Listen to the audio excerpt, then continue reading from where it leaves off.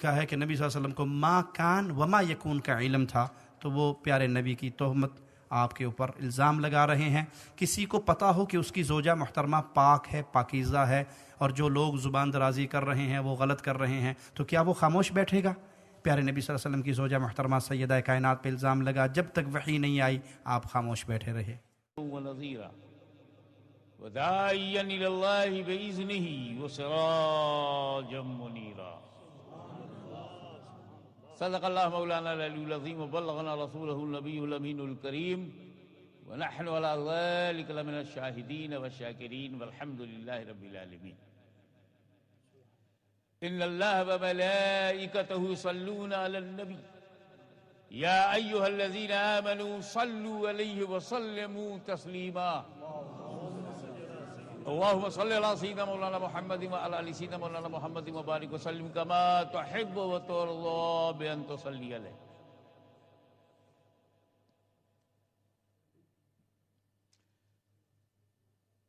اے نبی،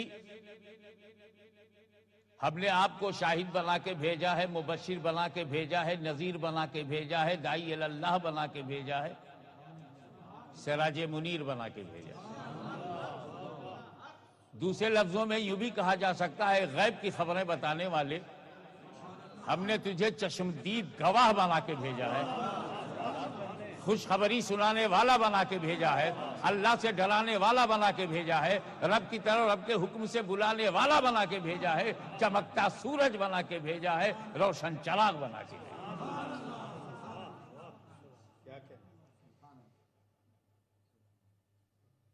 یہ شان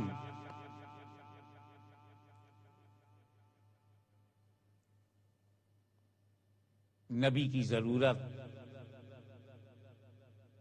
پھر نبی کی آگے جو شان بیان کی گئی اس پر خیال ظاہر کروں گا انشاءاللہ۔ بات یہ ہے کہ جب تک کوئی خدا کو نہیں مانے گا وہ ریلیجین میں اس کی انٹری ہی نہیں ہوگی۔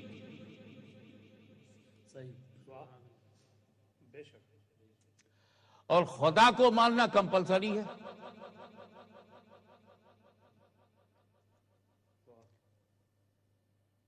ایک خدا جو کریٹر آف ہول یونیورس بلکہ کریٹر آف آل کریشنز، اگر اسے کسی نے نہیں مانا تو وہ ریلیجین میں اس کی انٹری نہیں ہے، وہ داخل ہی نہیں ہوتا۔ اب خدا کو ماننا ضروری ہے، مگر اس کو مانے کیسے؟ جانے تب مانے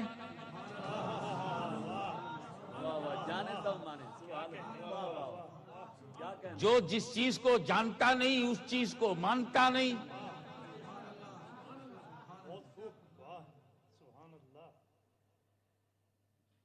اب خدا غیب ہے، غیب الغیب ہے، سب سے بڑا غیب۔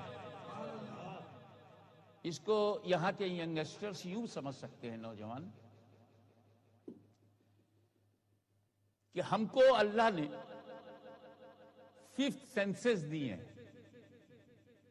انہیں آپ ٹرمالوجی میں 5th سینسز کہیں یا اپنی عملی زندگی میں سورسز آف نالج کہیں۔ ہمارے پاس جو سورسز آف نالج ہیں وہ 5 ہیں، انہی 5 کے راستے سے ہمیں نالج ہوتی ہے۔ یہ کالا ہے یا گورا ہے یہ ہمیں آنکھ سے معلوم ہوتا ہے، یہ آواز مردانہ ہے یا زنانہ ہے یہ ہمیں نالج ہوتی ہے کان سے، یہ خوشبودار ہے یا بدبودار ہے یہ ہمیں ناک سے معلوم ہوتا ہے، یہ میٹھا ہے یا نمکین ہے اس کا علم ہمیں زبان سے ہوتا ہے، یہ نرم ہے یا سخت ہے اس کا اندازہ ہمیں ہاتھ سے ہوتا ہے۔ اب دنیا کا سارا علم انہی 5 میں سے کسی راستے سے آتا ہے، اور اللہ نہ دکھائی دیتا ہے، نہ سنائی پڑتا ہے، نہ ہم سونگ سکتے ہیں، نہ اسے چکھ سکتے ہیں، نہ خدا کو چھو سکتے ہیں، کیونکہ وہ بہت بڑا غیب ہے، ہڈن ہے، انسین ہے، انلمیٹڈ ہے. کیسے اسے چھو نہیں سکتی؟ کیسے پتہ لگے خدا کیا ہے؟ نرم ہے کہ کڑک؟ کیسے پتہ چلے خوشبو ہے کہ نہیں ہے؟ یہ ہمارے جتنے بھی سورسز آف نالج ہیں ان میں وہ آتا نہیں. ہم لمیٹڈ، وہ انلمیٹڈ. ہم تھے نہیں اور رہیں گے نہیں، وہ ہمیشہ سے تھا، ہمیشہ رہے گا. کیسے پہچانے؟ تو ضرورت تھی اس غیب الغیب کو بتانے کے لیے کچھ غیبداں آ جائیں.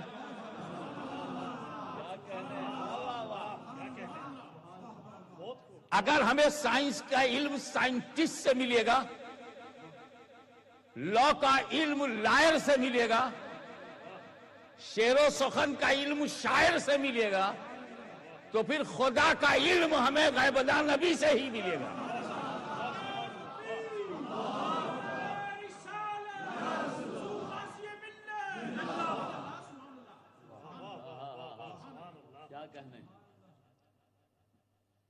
اور نبی کا اندازہ آپ اس بات سے لگا سکتے ہیں. دیکھیں ہم کہاں محتاج ہیں.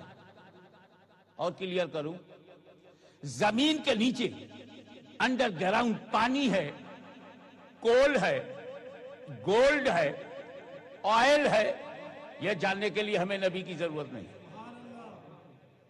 سمندر میں مچھلیاں ہیں، پتہ لگانے کے لیے ہمیں نبی کی ضرورت نہیں.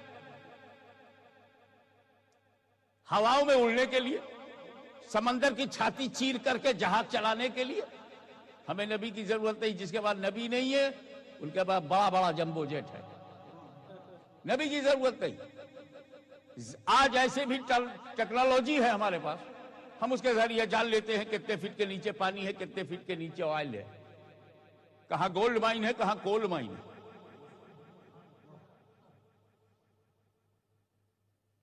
لیکن ہم یہ پتہ نہیں لگا سکتے کہ جنت ہے کہ نہیں، جہنم ہے کہ نہیں، فرشتے ہیں کہ نہیں. ہم یہ تو پتہ لگا سکتے ہیں کہ قبر کے اندر جو باڈی ڈالی گئی ہے اس کی ہڈی ہے کہ نہیں، اس کا کفن ہے کہ نہیں. لیکن ہم یہ پتہ نہیں لگا سکتے کہ قبر میں 3 سوال ہوتے ہیں کہ نہیں.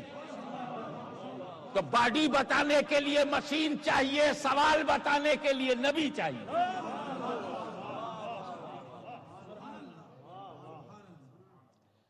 حضور صلی اللہ تعالی وسلم ایک قبرستان سے گزر رہے تھے. He was passing grave. کھڑے ہو گئے، ادھر ادھر دیکھا، ببول کا پیڑ نظر آیا، تازہ تازہ. ایک برانچ توڑی، اس کے 2 حصے کیے اور دونوں کو قبر پہ ڈال دیا اور آگے بڑھ گئے. صحابہ کرام پر میرے ماں باپ قربان. چپ رہتے تو بھید بھید ہی رہتا. نبی کو جو کرنا تھا کر گئے، بتایا کچھ نہیں، بڑھ گئے. صحابی نے پوچھا یا رسول اللہ معاملہ کیا ہے؟ بولے ان دونوں قبروں پہ عذاب ہو رہا ہے. عذاب دیکھ لیا نبی نے. کوئی ٹیکنالوجی آپ کے پاس نہیں جو قبر کا عذاب دیکھ لے. تو جب سائنٹسٹ باکار لوگ نبی کی طرح نہیں ہے تو بیکار لوگ نبی کی طرح کیسے ہوں گے؟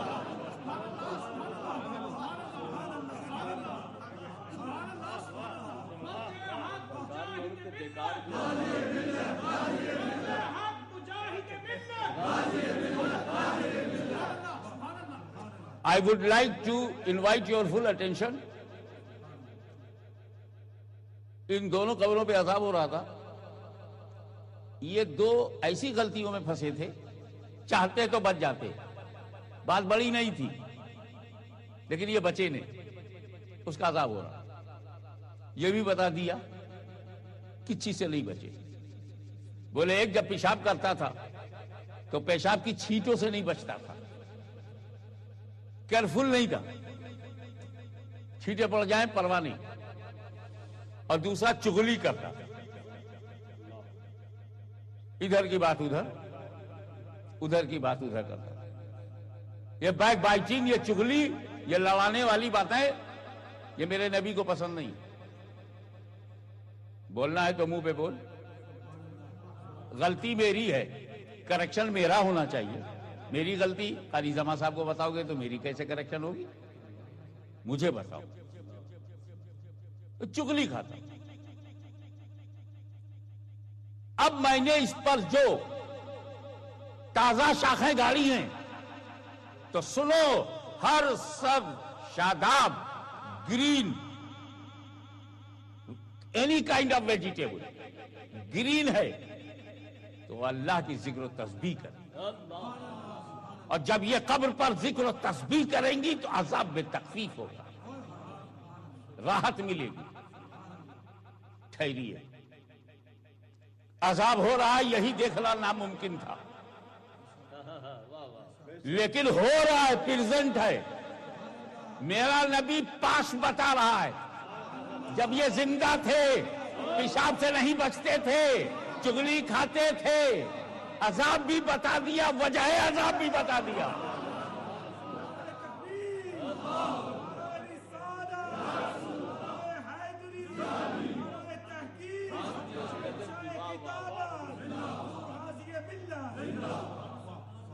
جب وہ چغلی کھاتا تھا تب نبی کے سامنے نہیں تھا, جب وہ پیشاب کے چھینٹوں سے نہیں بچتا تھا نبی کے سامنے نہیں تھا, مگر نبی کے سامنے نہ ہوتے ہوئے بھی عذاب تو پریزنٹ ہے, وہ اس کا ریزن پاسٹ ہے. حضور پریزنٹ بھی جانتے ہیں, حضور پاسٹ بھی جانتے ہیں. اب عالم ما کان وما یکون کہنے میں کیوں تکلف ہے؟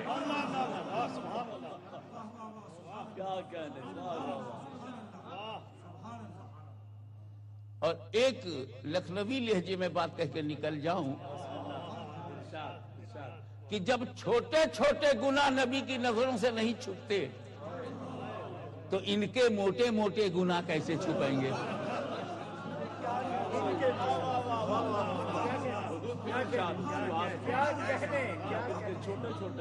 جب میرے آقا مولا کی نظر سے چھوٹے چھوٹے گناہ نہیں چھپتے تو کسی کے موٹے موٹے گناہ کیسے چھپیں گے؟ اور ایک جملہ بھی ایکسٹمپور آ گیا, اور وہ یہ کہ میرا نبی چھپے گناہ کو جانتا ہے. چھپے, ان کا گناہ تو چھپا تھا, تیرا گناہ تو کتابوں میں چھپا ہے.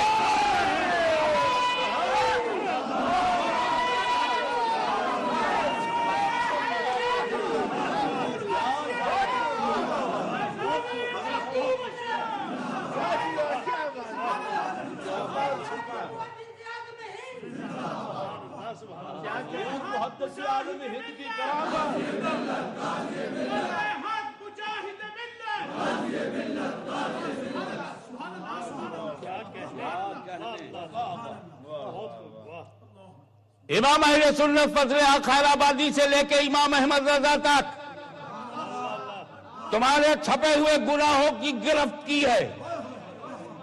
آج کیوں نہیں قوم کے سامنے وہ کتابیں تم لاتے ہو؟ تنظیم, آرگنائزیشن, سروس دکھاتے ہو, وہ 3 کتابیں دکھاؤ جس میں چھپا ہے. اور چھپا ہے تو چھپاتے کیوں ہو؟ اور چھپانا تھا تو چھپایا کیوں؟ چھپانا تھا تو چھپایا کیوں؟ اب جب چھپ گیا ہے تو چھپے گا کیسے؟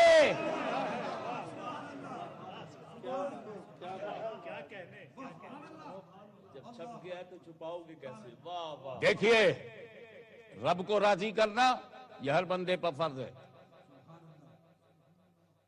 وہ اللہ رحمان ہے, رحمان کو راضی کرنا یہ ہمارا فرض ہے. کیسے راضی کرو گے؟ آپ اپنی پریکٹیکل لائف میں آ جائیے, فیملی لائف میں. آپ کے یہاں میں مہمان بن کے آؤں, آپ اپنی پسند کا کھانا کھلاؤ گے یا میری پسند کا؟ ہو سکتا ہے کہ تمہاری پسند ایکسپینسیو ہو, لیکن جب وہ میری پسند نہیں ہے تو جی مار کے کھاؤں گا. میزبان کا دل رکھنے کے لیے کھا لوں گا, لیکن اگر کھانا میری پسند کا ہو مہمان بنگلہ دیش سے آیا ہے، کھلاؤ گے موٹی روٹی؟ اس کے سارے گناہ بخش دیے جائیں گے، جتنے صبر و شکر سے کھائے گا۔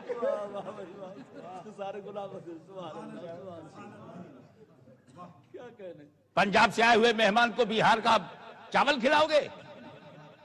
موٹا موٹا چاول، پھر کھانے ہی سے توبہ کر لے گا۔ بالکل سیدھی سمپل بات یہ ہے کہ جسے ہمیں راضی کرنا ہے اس کی پسند جاننا ضروری ہے۔ یو پی کی پسند الگ ہے، دلی کی پسند الگ ہے، لاہور کی پسند الگ ہے، پنڈی کی پسند الگ ہے، میرپور کی پسند الگ ہے، ملتان کی پسند الگ ہے، عرب کی پسند عرب ہے الگ ہے، اور ان لوگوں کی پسند بھی الگ ہے۔ سب کی پسند الگ ہے، کوئی بری بات نہیں ہے۔ اب جس علاقے کا آئے گا اس کی پسند ہم معلوم کریں گے، تو پسند معلوم کرنے کا طریقہ بھی ایک ہی ہے ہمارے پاس۔ سیدھے ہم سے پوچھ لو، حضرت صاحب کیا پسند ہے؟ دعوت دے رہا ہوں، کیا پسند ہے؟ ایک طریقہ تو یہ کہ ڈائریکٹ مجھ سے پوچھو، اور اگر مجھ سے کانٹیکٹ نہیں ہو رہا ہے تو پھر اس سے پوچھو جو حضرت صاحب کے قریب ہے۔ قریب ہے تو اب اللہ کی پسند معلوم کرنے کا طریقہ یہ ڈائریکٹ اللہ سے پوچھو، اور اگر ڈائریکٹ اللہ سے کنیکشن نہیں ہو رہا ہے تو پھر اس سے پوچھو جو اللہ کے قریب ہے۔ اللہ کے قریب ہے، ارے جو اللہ کے قریب ہے وہی ہم سب کا حبیب ہے۔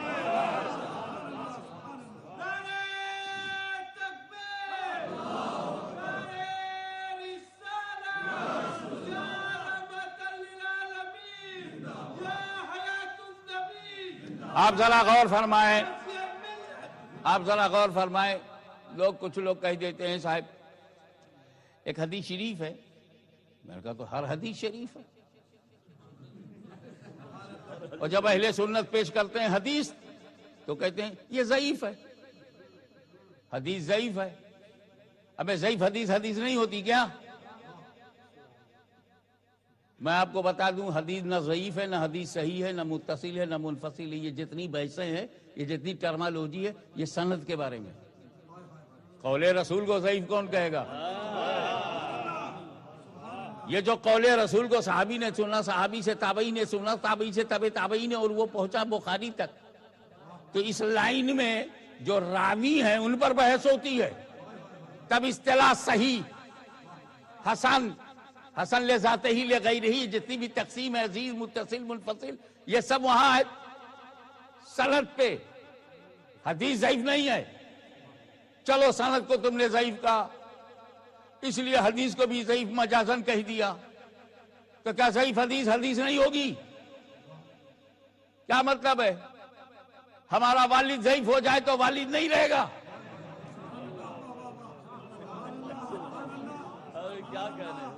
اماں بوڑھی ہو جائے تو اماں نہیں ہے؟ تو اگر حدیث بھی ضعیف ہے تب بھی تو حدیث ہے۔ ہاں، فرق اتنا ہے کہ اگر حدیث صحیح ہے سند سے تو بھاری کام لیں گے، حلال و حرام کا کام لیں گے، عقائد کا کام لیں گے، مسائل فقہ کا کام لیں گے۔ اور حدیث ضعیف ہے، جسے میرا باپ ضعیف ہے، تو اس سے ہم یہ نہیں کہیں گے کہ 1 کوئنٹل کا بورا اٹھاؤ، پتھر اٹھاؤ۔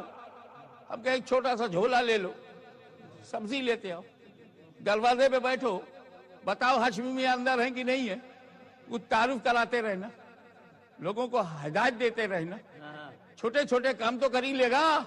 تو ضعیف حدیث سے کم فضیلت کا تو پتہ چلے گا، تعارف کا کام تو ہوگا، ضعیف حدیثوں سے نبی کی عظمتوں کی پہچان تو ہوگی۔ اس لیے یہ چکر میں کبھی نہ پڑنا۔ اب آئیے، جہاں نبی نہیں ہے اس میں ہمارا ملک سب سے آگے ہے۔ انڈیا کی اکثریت میں نبی گم ہے، نبی آئے ہیں انہیں پتا نہیں، بھول گئے نبی کو، بھلا دیا نبی کو، 33 کروڑ دیوتاؤں میں چلے گئے۔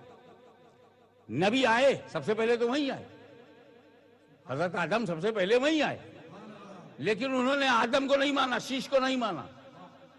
اب ان کے بعد کوئی پوچھے تو ہیو یو اینی پروفیٹ، تو 80 کروڑ کہے گا آئی ہیو نو پروفیٹ۔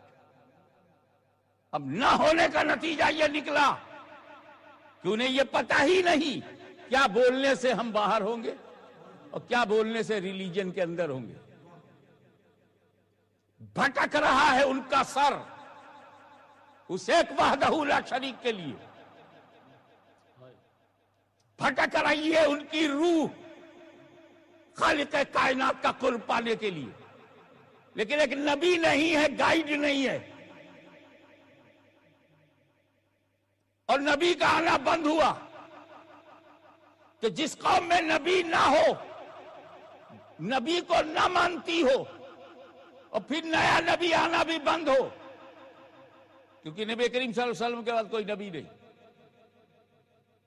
تب رسول نہیں گیا وہاں، عطائے رسول وہاں گیا، اور نبی کی کمی کو ولی نے پوری کیا. تو علم کی کمی پوری کرنا یہ کسی جماعت کے ہاتھ میں ہو سکتا ہے، مگر نبی کے فریضے کو پورا کرنا یہ صرف ولی کے ہاتھ میں ہوتا ہے. مگر کچھ لوگ ہیں جنہوں نے نبی مانا، مگر نبی کا جو مانا ہے وہ نہیں مانا.